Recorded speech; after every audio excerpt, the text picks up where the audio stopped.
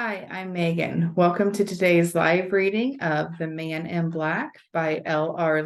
Liverpool, presented by Itsy Bitsy Book Bits. Join me. Chapter 1. You're facing times of change, big money, crowds, and fame. World travel far away, some trip you'll meet your fate. These cards don't say you're doomed. In fact, you're being blessed. Whatever makes you blue is summoned by yourself. Reservoir Songs. My name is Fenimore James, and not so long ago I was unhappy with my life. As you've imagined already gathered, my problem started with that gall darn stupid name. May my good old folks forgive me, but who in their right mind would think of calling their child Fenimore? It has jarred me ever since I could remember. Imagine the scene. I was walking along by myself, and suddenly somebody shouted for all to hear, "Hey, Fenny!" What a disgrace.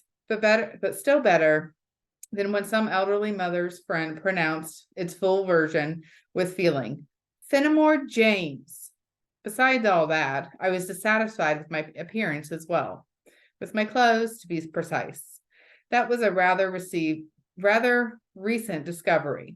I dressed the same way as everyone else around, conveniently, comfortably, ordinary.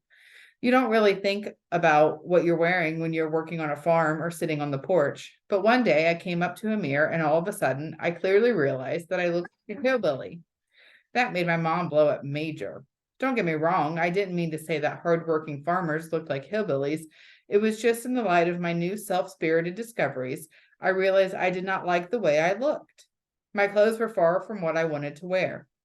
Once a famous gunslinger visited our town, and I still remember how I wanted a similar hat, a similar jacket with bronze buttons, a similar fiery or flashy neckerchief. The painful truth about those dudes is that everything fits them. And if I really dressed that way, I would have felt uncomfortable and would have looked like the same old hillbilly, just dressed up for a silly saloon dance. But I wish my problems would have ended there. Because on that clear September morning 5 years ago, I woke up at dawn with one single thought. I was unhappy with my whole damn life. On the one hand, I lived quite well, in a kind of comfortable routine. My father was a county treasurer, but he left his post to engage in what he considered his life calling, farming. We never became prosperous farmers, but we were no beggars either.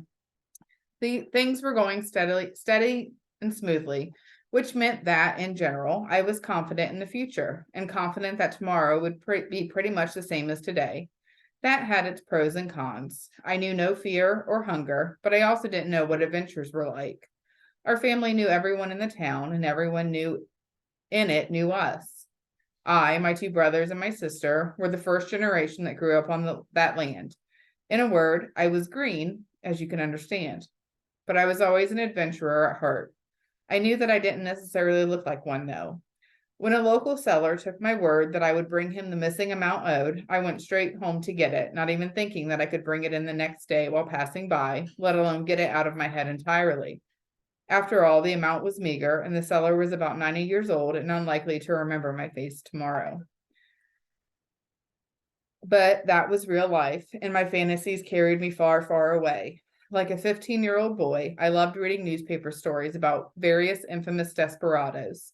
My parents, of course, indignantly discussed such reports at dinner, and I was nodding and assenting, or simply sitting silently, trying not to attract attention. And later, I ran with that newspaper to my room to savor the details of their adventures. When my ordinary, peaceful gray day ended and I went to bed for hours on end, almost until dawn, I was roaming the world of my dreams. In that world, I was one of them, like all the most dangerous outlaws of Arizona. That was the territory they inhabited, one should rightly assume. In Arizona, I was certain, I would assuredly join up with some famous gang of bandits and become the boss's right hand. Well, or the right hand's right hand. It was not all that important. And why the hell they'd take under their wing some dummy who couldn't even shoot right was not a question that ever crossed my mind at all. Of course, my dream was my dream, and I could do whatever I wanted in it. I figured the outlaws would not immediately understand how brilliant I was, but when they'd see my many talents, their respect would grow by leaps and bounds, and my name would immediately make it into the newspapers, to the very front pages. I couldn't help but imagine how it would stir all my friends up in my hometown. I know him personally, they'd proudly tell reporters. And when I'd heroically die in a shootout, they would put a sign at the entrance to the town. You are entering the homeland of the famous. Here, I always picked a new name that sounded more impressive, or in any case, less embarrassing than Fenimore James. That was one of the scenarios I always dreamed of, yet there was another favorite I pictured even more often. My gang rides into yet another town where everyone has heard of our exploits.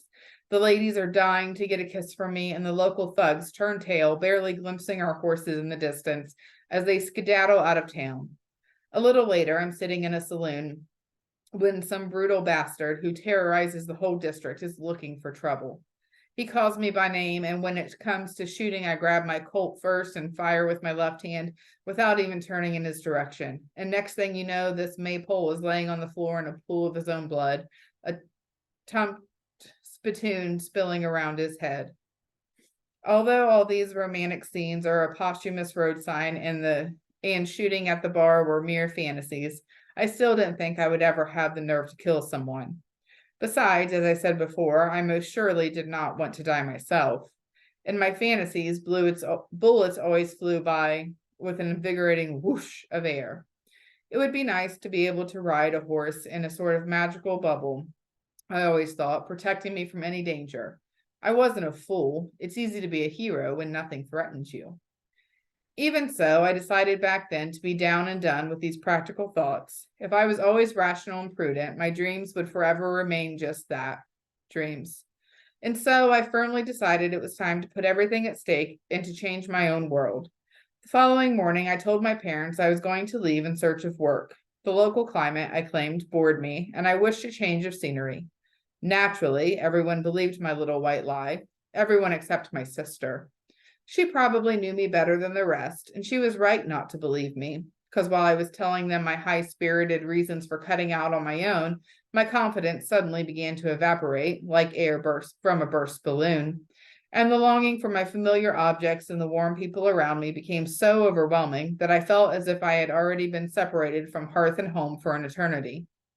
Had I really decided that I could so easily leave this world of comfort and safety to travel to nowhere, look for some ghost, and sleep under a cold sky among cactus, coyotes, and rattlesnakes?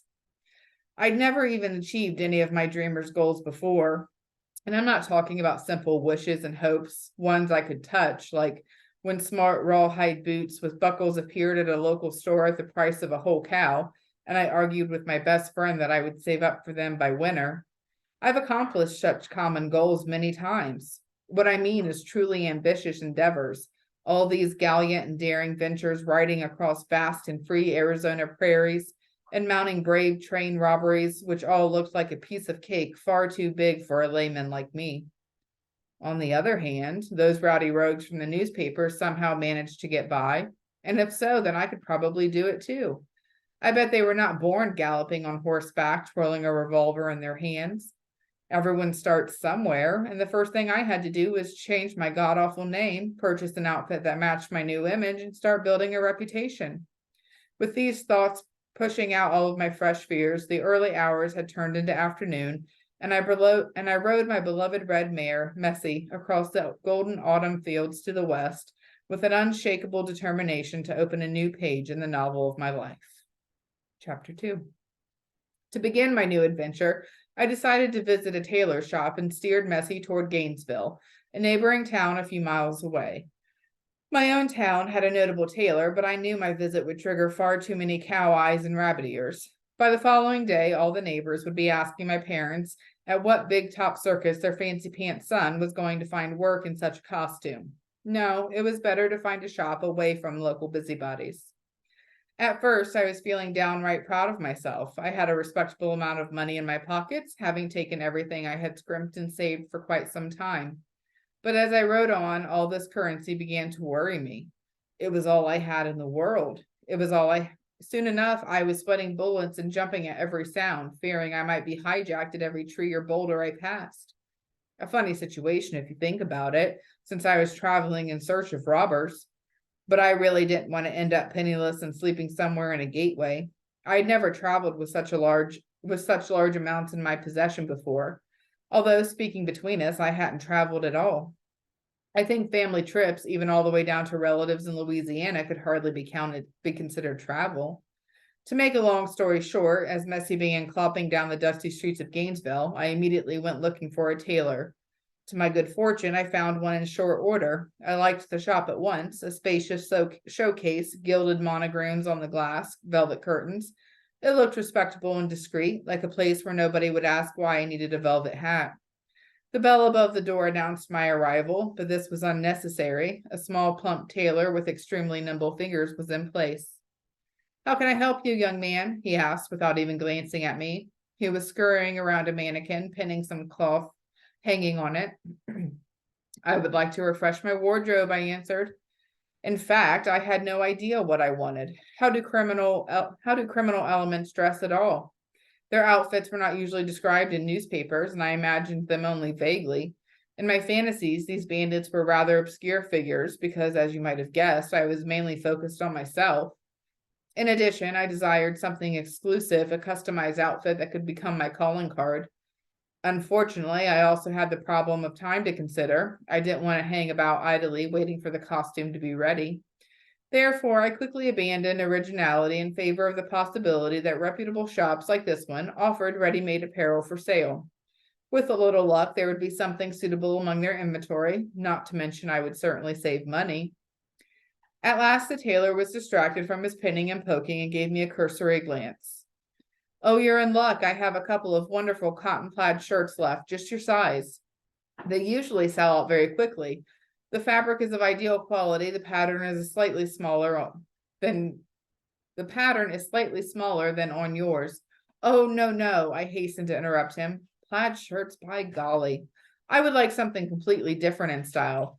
You see, I want drastic changes. The pattern size, I'm afraid, will not make any difference." "I understand," he said, considering my answer for a second or two. "Come here, then. Maybe you are looking for something like this." I followed him into the depths behind the back room curtain. Here, amongst the organized clutter, was one of the most beautiful things I had ever seen appear before my eyes. Draped over a clothes form near the wall hung a double-breasted dark purple velvet jacket. It was one I could only imagine in my wildest dreams. This must have been written on my face because the tailor immediately took it off and offered it to me.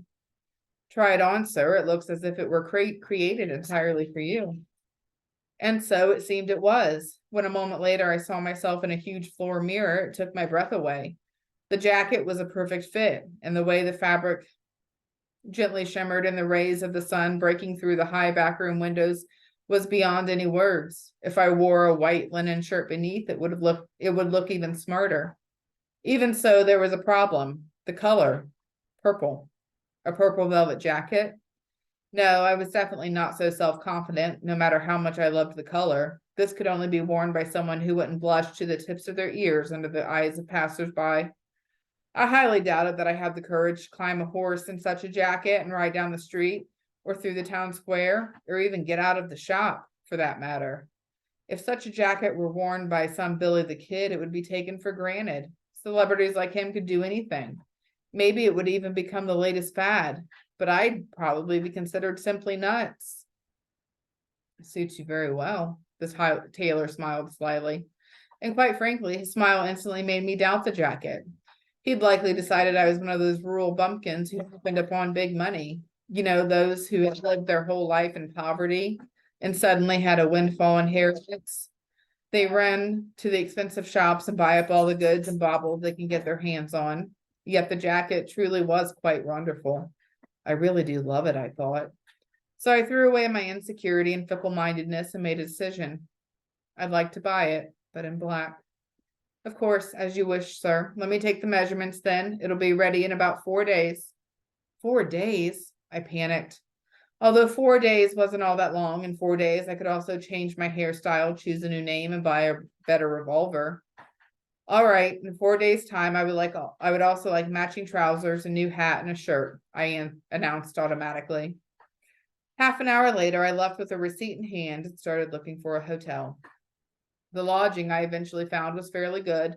Nothing luxurious, of course, but still more than acceptable. And yet, in all honesty, I really didn't really like it there. The problem was not with that particular hotel, but the fact that it was a hotel.